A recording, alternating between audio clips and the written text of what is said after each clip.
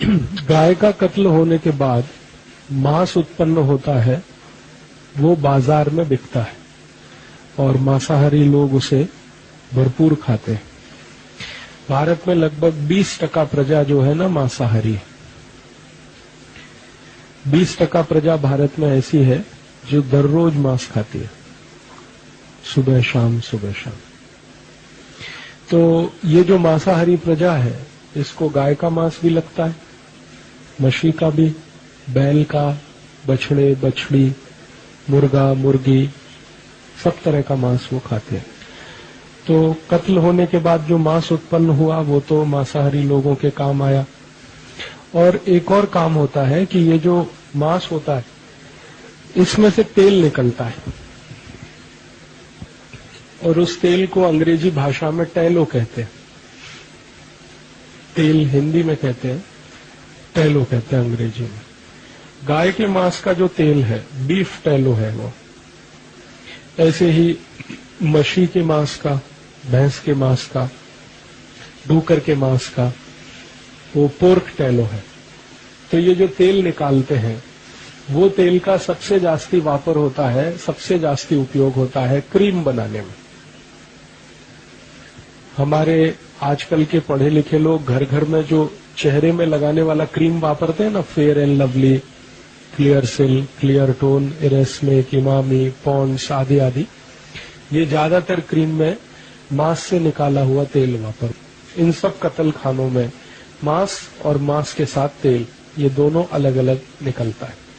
तेल का उपयोग क्रीम बनाने में, कॉस्मेटिक्स में होता है, मांस खाने में जाता है। फिर जो खून निकलता है, उस खून का भी भरपूर उपयोग होता है औषधि बनाने में। गाय के शरीर से निकला हुआ खून, मछली के शरीर से निकला हुआ खून, बैल बछड़ा बछड़ी के शरीर से निकला हुआ खून, उससे एक दवा बनती है और वो दवा बाजार में भरपूर बिकती है। उसका नाम है डेक्सोरेंज। ये औषधि को सभी डॉक्टर लिखते हैं, क्योंकि ये औषधि लिखने में कमीशन बहुत मिलता है डॉक्टर को। तो डॉक्टर कमीशन के लालच में ये औषधि लिखते हैं। और ये औषधि का उपयोग जास्ती से जास्ती उन महिलाओं को किया जाता है जो गर्भावस्था में होती है। गर्भावस्था में जो माताएं हैं, महिलाएं हैं, उनको रक्त की कमी अक्सर होती है। तो रक्त की कमी दूर करने के लिए पशुओं के रक्त से बनी हुई दवा, वही सबसे ज्यादा डॉक्टर उन्हें देते हैं। तो रक्त का ये उपयोग होता है। और एक और उपयोग है रक्त का, कि ये जो पशुओं का रक्त है, इससे बहुत बड़े पैमाने पर लिपस्टिक बनती है।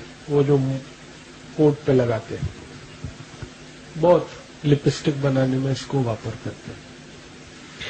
फिर इसी रक्त से चाय बनाने वाली कंपनियां भी अपने चाय में इस रक्त का उपयोग करते हैं। क्या होता है कि ये जो चाय होती है ना, वो तो पौधे से आती है। चाय का पौधा इतना ही बड़ा होता है जितना गेहूं का पौधा होता है। उसमें पत्तियां होती हैं, तो पत्तियों को तोड़ा जाता है, उसको सुखाते हैं। तो पत्तियों को सुखा के पैकेट में बंद करके परदेश में बेचा जाता है। और पत्तियों के नीचे का जो छोटा छोटा टूट कर गिरता है, डंठल जो होता है, आखिरी हिस्सा, उसको सुखा के डिब्बे में बंद करके भारत में बेचा जाता है। लेकिन ये जो पत्तियों के अंत का छोटा सा हिस्सा है, ये चाय नहीं है। चाय तो वो पत्ती है। तो फिर क्या करते हैं, चाय जैसा उसको बनाते हैं। तो सामान्य रूप से वो पत्तियों के छोटे छोटे डंठल तोड़कर अगर सुखाकर हम पानी में डालें, उबालें, तो उसमें चाय जैसा रंग नहीं आता।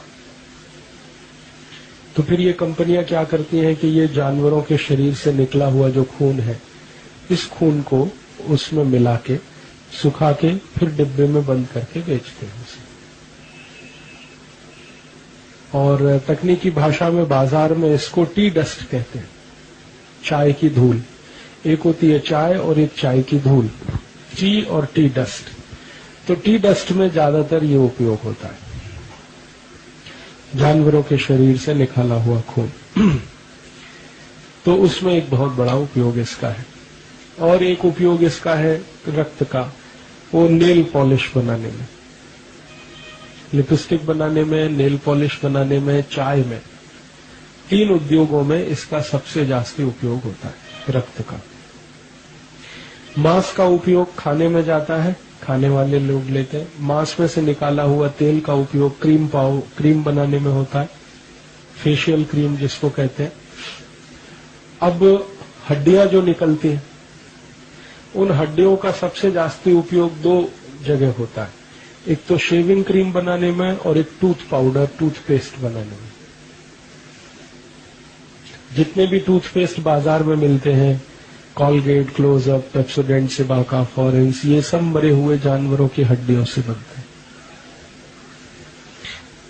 शरीर के जब जानवर के शरीर का कत्ल होता है तो हड्डियां जो निकलती हैं उनको धूप में सुखाते हैं। सुखाने के बाद एक बोन क्रशर मशीन होती है, उसमें डालकर उसका पाउडर बनाते हैं। फिर उसी पाउडर से टूथपेस्ट बनता है, टूथ पाउडर बनता है। और इन्हीं हड्डियों का पाउडर का उपयोग एक और जगह होता है, शेविंग क्रीम बनाने में। और आजकल इन हड्डियों के पाउडर का एक और उपयोग होने लगा है, वो टेल्कम पाउडर जो लगाते हैं, स्नान के बाद लोग लगाते हैं, उसमें भी अब इसका उपयोग होने लगा है, क्योंकि ये थोड़ा सस्ता पड़ता है। वैसे तो टेल्कम पाउडर पत्थर से बनता है, पत्थर को पीस कर जो पाउडर निकलता है उससे टेल्कम पाउडर बनता है वैसे। लेकिन आजकल पत्थर का पाउडर 60-70 रुपए किलो है और गाय की हड्डियों से निकाला हुआ 20-25 रुपए किलो है। तो ज्यादातर उद्योग चलाने वाले लोग उसको वापरते हैं। अब गाय के शरीर के ऊपर का जो चमड़ी होती है, स्किन जो है, वो सबसे ज्यादा उपयोग होती है क्रिकेट का बॉल बनाने में। क्रिकेट वो होता है ना क्रिकेट खेल, उसमें एक बॉल होती है लाल रंग की, अभी सफेद रंग की भी आने लगी। तो ये जो क्रिकेट की बॉल है, ये गाय की चर्बी के माने गाय की चमड़ी से ही बनती है। और गाय के जो छोटे बछड़े होते हैं, बछड़े बछिया, उसकी चमड़ी का सबसे ज्यादा उपयोग होता है बॉल बनाने में। दूसरी एक होती है फुटबॉल। क्रिकेट बॉल तो छोटी है, फुटबॉल तो बड़ी है, तो फुटबॉल बनाने में भी यही चमड़े का उपयोग होता है। गाय का चमड़ा, भैंस का, उनके शरीर का जो चर्बी है, चर्म है, उसका उपयोग होता है। आजकल और एक उद्योग में इसका बहुत उपयोग होता है, जूते चप्पल बनाने में। अगर आप बाजार से कोई ऐसा जूता चप्पल खरीदते हैं जो चर्म का है, चमड़े का है, लेदर का है और बहुत सॉफ्ट है, मुलायम है, तो वो 100% गाय की चर्म का होता है। सॉफ्ट है, अगर मुलायम है तो गाय का चर्म है, और अगर थोड़ा हार्ड है, कड़क है, तो मशी का है, भैंस का है। जास्ती हार्ड और जास्ती कड़क है तो ऊंट का होता है, घोड़े का, ऊंट का बहुत कड़क होता है। तो एक बहुत बड़ा उपयोग ये चमड़ा, जूते, चप्पल इसमें बनाने। पर्स बनाने में बहुत इसका उपयोग होता है। बेल्ट बनाने में इसका बहुत उपयोग होता है। जो लोग अक्सर बेल्ट बांधते हैं पैंट में, पर्स रखते हैं, उसमें भी इसका उपयोग होता है। बड़े पैमाने पर इसका उपयोग होता है। और अभी इससे और भी कई वस्तुएं बनाना शुरू किया है। सजावट की बहुत सारी वस्तुएं जो घरों में रखी जाती हैं, शो पीस के नाम पर जिनको इस्तेमाल किया जाता है, वो भी बहुत कुछ गाय के चर्म से, मशी के चर्म से, बैल आदि आदि के चर्म से बनते हैं। तो गाय और गाय जैसे जानवरों का जब कत्ल होता है तो 5 वस्तुएं निकलती हैं। एक तो मांस निकला, मांस खाने में गया। दूसरा, मांस में से तेल निकला, तेल का कॉस्मेटिक्स में इस्तेमाल हुआ। फिर खून निकला, खून का इस्तेमाल 3 जगह मैंने आपसे कहा, चाय में और दवा बनाने में और लिपस्टिक और नेल पॉलिश बनाने में। हड्डियां निकली, हड्डियों का उपयोग टूथ पाउडर, टूथपेस्ट और शेविंग क्रीम, इसमें बहुत ज्यादा, और टेल्कम पाउडर।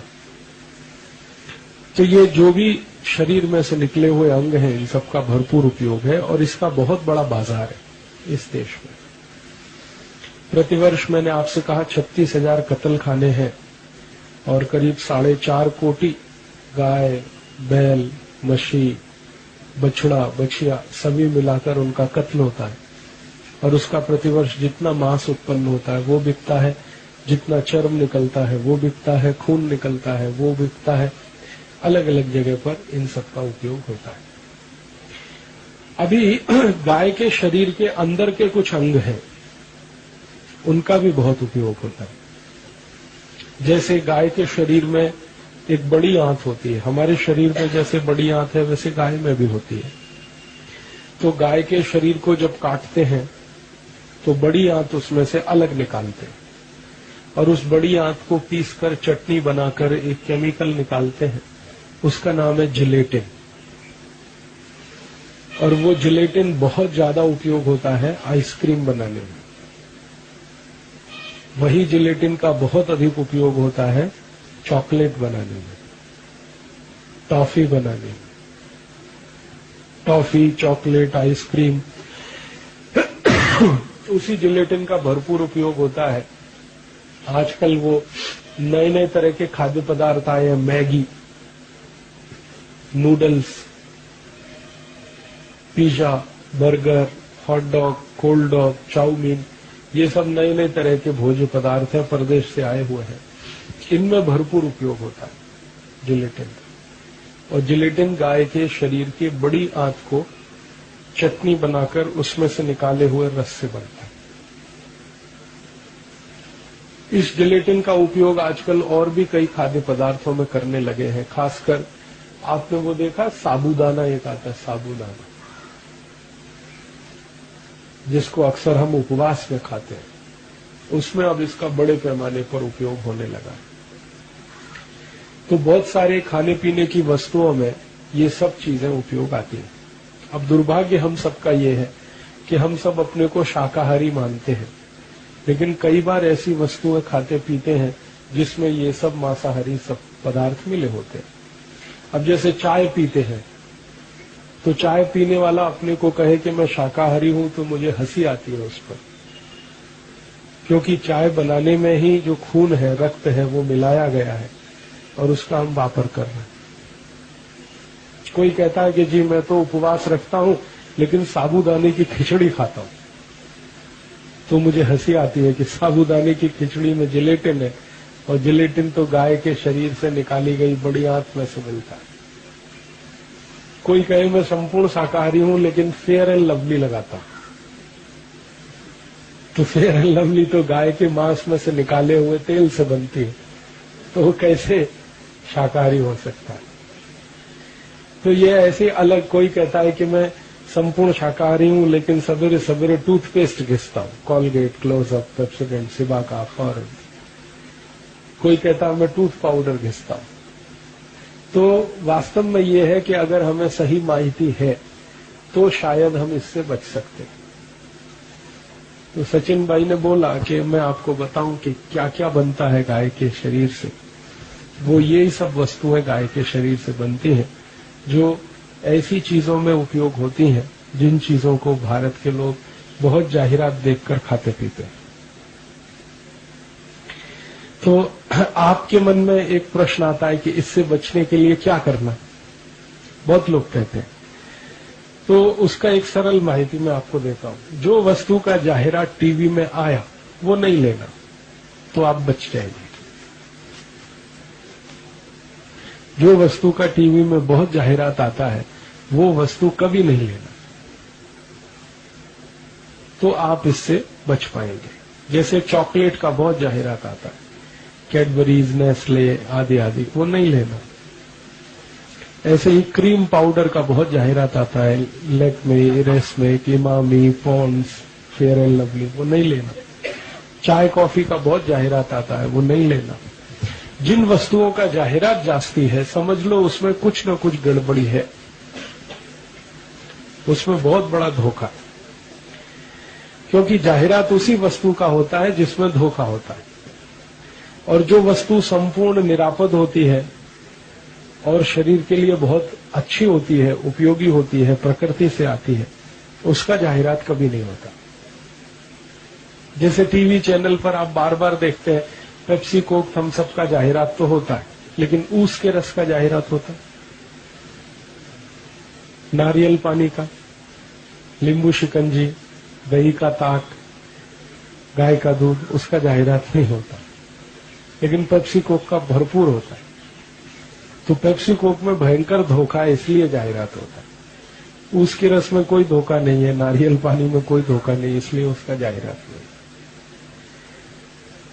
गाय के दूध का जाहिरात टीवी में नहीं आता, लेकिन डालडा, वनस्पति घी, इसका भरपूर जाहिरात टीवी में आता, क्योंकि उसमें धोखा है। तो जो वस्तुओं का जाहिरात टीवी में बहुत जास्ती हो वो नहीं लेना, तो आप इससे बच सकते हैं। और यही माहिती आप दूसरों को देंगे तो उनको भी बचा सकते हैं। अगर कोई अपने को हिंदू कहता है, संपूर्ण 100% हिंदू मानता है, और उसके बाद ऐसी कोई काम करे जिससे ये मांसाहारी वस्तुओं का उसके जीवन में उपयोग हो, धर्म संकट से हम बचें और दूसरों को बचाएं, ये हमें बहुत आवश्यक है। और इसका हम अपने जीवन में हमेशा ख्याल रखें, ध्यान रखें, तो ये हमें समझ में आएगा। इतना ही मुझे आपसे कहना था। आपने बड़े ध्यान और शांति से सुना, मैं आपका आभारी हूं। और कल आप जब आएंगे तो और भी आपसे कुछ बातें करूंगा। आप आएंगे तो कल प्रश्नों के साथ आएंगे, प्रश्न लिखकर लाएंगे तो बहुत अच्छा होगा। प्रश्नों के उत्तर दूंगा और कुछ नई नई बातें आपको बताने की कोशिश करूंगा। धन्यवाद। जो पुस्तकें लेना ले लीजिए।